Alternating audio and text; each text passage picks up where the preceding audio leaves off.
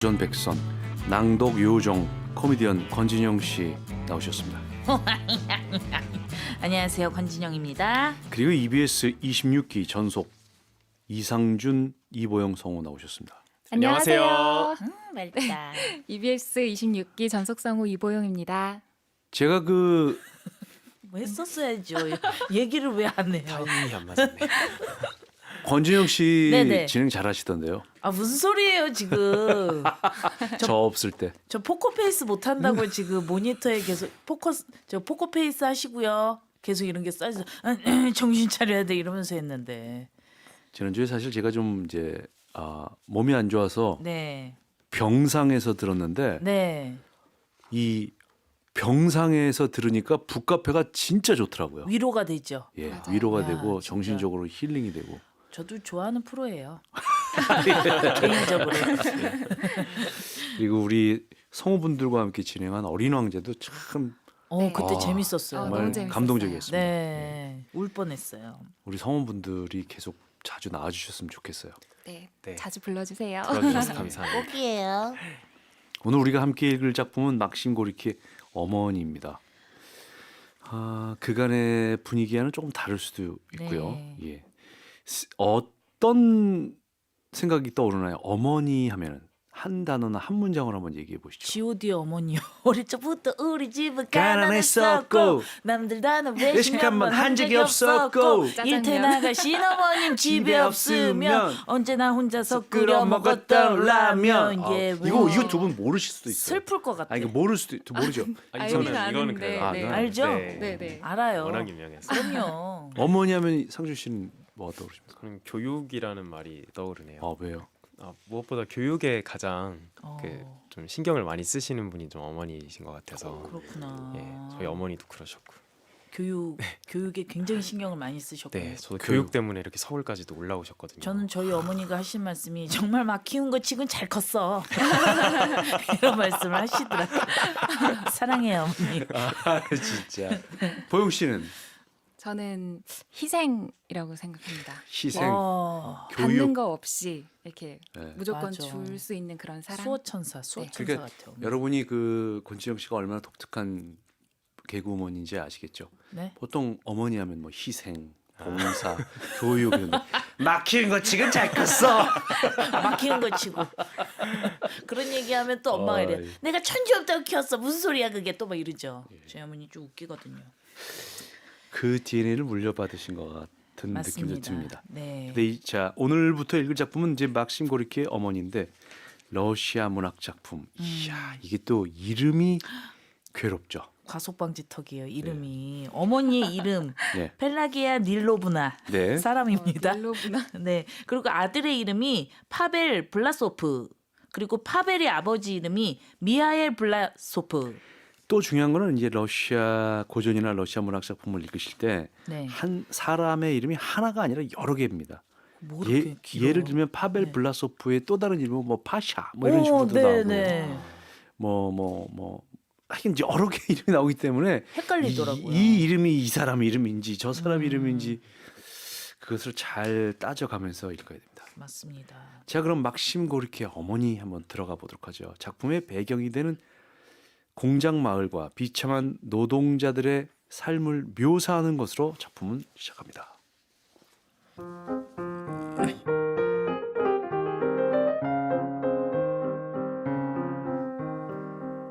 이른 새벽 마을로부터 떨어져 있는 노동자촌에서 사이렌 소리가 길게 울려 퍼졌다. 피곤에 지친 얼굴을 한 사람들이 깜짝 놀란 곤충들처럼 거리로 뛰쳐나와 무거운 발걸음으로 공장으로 들어갔다. 그러면 소란스러운 기계 소리와 수증기가 노동자들을 맞아주었다. 해가 질 무렵이면 일을 마친 노동자들이 축 처진 모습으로 공장에서 밖으로 쏟아져 나왔다. 그들의 얼굴은 검게 그을려 있고 옷에서는 기계 기름의 끈적끈적하고 고약한 냄새가 풍겼다. 그들은 피로와 굶주림에 지쳐 힘겹게 발걸음을 옮겼다. 노동자들의 삶은 단조로웠다. 언제나 잠이 부족한 휴일이 되면 오후 늦게까지 잠을 잤다. 사람들의 이야깃거리는 주로 공장에 관한 것이었다. 기계에 대해 말하거나 작업 감독관을 욕하는 게 전부였다. 일에 찌든 노동자들은 툭하면 술을 마셨다. 모든 사람들의 가슴 속에는 울분이 쌓여 있었다. 노동자들은 이런 울분을 풀 만한 탈출구가 필요했다. 그래서 나이 든 사람들은 집으로 돌아와 아내와 말다툼을 하다가 주먹질을 했으며 젊은이들은 선술집에서 술판을 벌이거나 친구 집을 전전하며 놀았다. 그러지 않으면 아주 사소한 일에도 서로 주먹다짐을 했다. 싸움은 누군가 크게 다치고 피가 나야만 끝이 났다. 열쇠공 미하일 블라소프 역시 그렇게 살았다. 사람들이 그를 피해 도망가면 그는 그들의 뒤통수에 대고 욕을 퍼부었다. 이 버러지 같은 녀석들아! 그는 아내에게도 툭하면 고함을 지르고 손찌검을 했다. 이 버러지 같은 거사! 너는 옷이 찢어진 것도 안 보이냐? 그런데 파벨이 14살이 되던 해 예기치 못한 상황이 벌어지고 말았다. 건드리지 마세요. 뭐라고? 참을 만큼 참았어요. 난 더 이상 참을 수가 없어요. 그날 이후 그는 죽을 때까지 근 2년간 아내를 괴롭히며 파벨과 눈도 마주치지 않았다. 매일같이 술을 먹고 고함을 지르며 매질하던 미하일 블라소프가 죽자 집안은 조용하고 평온하게 흘러갔다. 파벨은 또래의 젊은이들처럼 필요한 건 모두 다 했다. 휴일에는 을에 술을 마시고 들어왔는데 다음 날에는 어김없이 머리가 아프고 속이 쓰려서 얼굴이 창백해지고 기운이 없었다. 어땠니? 어젯밤에는 재미있었어? 어머니가 물으면 파벨은 짜증을 내면서 대답했다. 우울해서 견딜 수가 없을 지경이에요.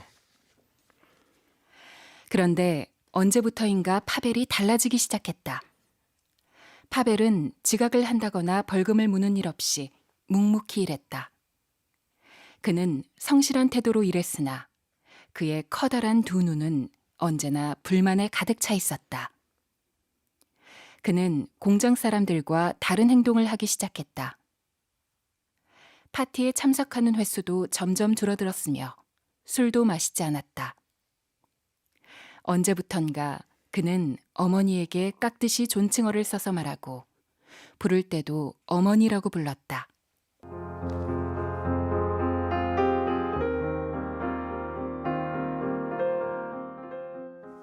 EBS 라디오 명루진의 북카페 막심 고르키의 소설 어머니 도서출판 한국 헤르만 헤세에서 나온 번역본으로 읽고 있습니다.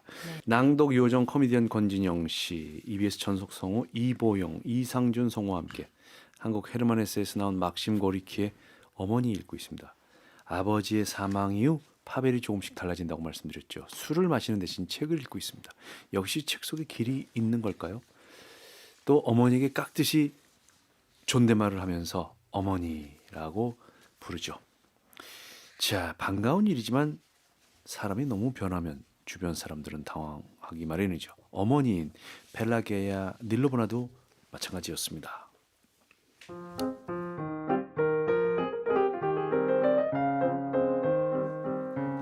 막심 고리키의 어머니 두 번째 낭독.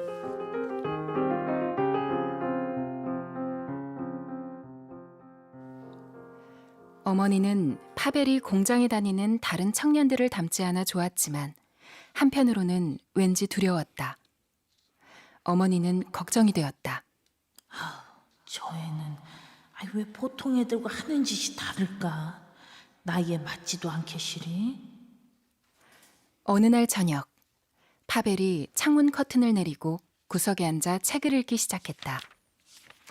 설거지를 끝낸 어머니는 조심조심 그에게 다가갔다. 아들은 어머니의 인기척을 느끼고 고개를 들어 무슨 일이냐는 표정으로 어머니를 바라봤다. 너한테 물어보고 싶은 게 있는데 넌 도대체 뭘 읽고 있는 게냐? 우리 노동자들의 삶을 얘기하는 책이에요, 어머니. 사실 이 책은 금서예요. 금서? 아이, 그게 뭔데? 나라에서 읽지 못하게 금지하고 있는 책이죠. 이것들은 비밀리에 인쇄된 책이에요. 만약 제가 이 책을 가지고 있는 게 발각되면 감옥에 가게 돼요. 아니 왜? 왜 책을 읽었다고 감옥에 간단 말이니? 이 책에는 진실이 담겨 있기 때문에 그래요. 정부에서는 노동자들이 진실을 아는 걸 원치 않아요. 이해하시겠어요? 어머니는 갑자기 숨이 콱 막혀왔다. 낮고 우렁찬 목소리로 확신에 차서 설명하는 아들이 왠지 낯설어 보였다. 그녀는 혹시라도 아들이 다칠까봐 두려웠다. 그러자 자기도 모르게 눈물이 흘러내렸다. 울지 마세요, 어머니. 우리가 도대체 어떤 삶을 살아왔나요? 어머님 벌써 40이에요. 그런데 과연 어머니는 살아있다고 할 수 있겠어요? 아버지는 어머니를 때리기만 했어요. 지금 생각해보면 아버지는 비참한 삶에 대한 분풀이를 어머니에게 한 거예요. 비참한 삶이 자기를 짓누르고 있는데도 아버지는 그게 뭐 때문인지 몰랐어요. 아버지는 공장 건물이 2개 있을 때부터 30년 동안이나 열심히 일해왔지만 아버지의 삶은 조금도 나아지지 않았어요. 공장 건물은 7개로 늘어났는데도 말이에요. 그녀는 두려움과 호기심을 동시에 느끼며 아들의 말을 들었다. 파벨의 눈은 밝게 불타고 있었다. 지금까지 살면서 어머니는 조그만 기쁨이라도 느껴보신 적이 있으세요? 무슨 기억할 만한 좋은 일이라도 있으시냐고요. 아니 없는 것 같구나. 어머니는 침통한 표정을 지으며 고개를 가로저었다. 아들의 말은 그녀의 가슴 속에 잠들어 있던 분명하지 않은 생각들을 일깨웠다. 그녀는 가슴이 따뜻해져 옴을 느꼈다.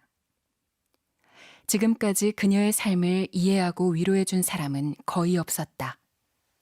그래서 앞으로 무엇을 하려는 거니?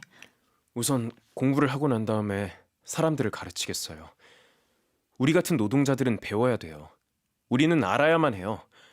우리들의 삶이 어째서 이렇듯 고통스러운가 하는 걸 말이에요. 그 일은 매우 위험해요. 진실을 알렸다는 이유만으로 나라에선 그들을 붙잡아 감옥에 쳐넣거나 멀리 시베리아로 강제 노동을 보내버리거든요.